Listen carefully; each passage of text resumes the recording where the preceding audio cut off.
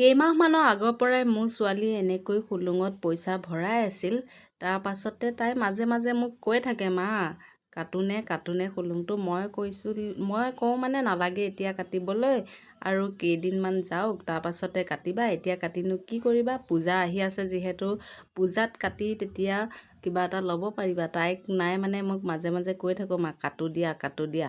তাৰপাছতে মই কাটিবলৈ মানা কৰি থাকোঁ। তাই মানে কয় কাটো, সেয়েহে আজি ভাবিলোঁ দিয়াচোন, তুমি ইমান কৈ থাকা, কিমাননো হৈছে কাটি দিয়াচোন, তেতিয়া গম পাম নহয় কিমাননো গোটাইছা।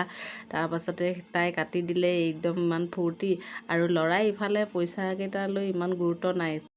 কাটি থোৱা খুলুংটোতহে সি খেলাত ব্যস্ত হৈ আছে, কিন্তু বাকে ইফালে পইচা হিচাপ কৰাত লাগিছে কিমান হ'ল, আৰু এইফালে গোটেই পইচাখিনি ধুনীয়াকৈ এনেকৈ 500 টকাই থৈছোঁ, 100 টকা ভৰাই থৈছোঁ, এনেকৈ 10 টকাই থৈছোঁ, তেনেকৈ ভাগ কৰি পইচাকেইটা এনেকৈ থৈছোঁ। তাৰপাছতে হিচাপ কৰিলোঁ, হিচাপ কৰোঁতে 4010 টকা ওলাল, আৰু এইফালে ল'ৰাই বাকৰ লগত কিবা এটা লাগি আছে। আৰু আজি ভিডিঅ'টো ইমানেই আছিলে, বাই বাই।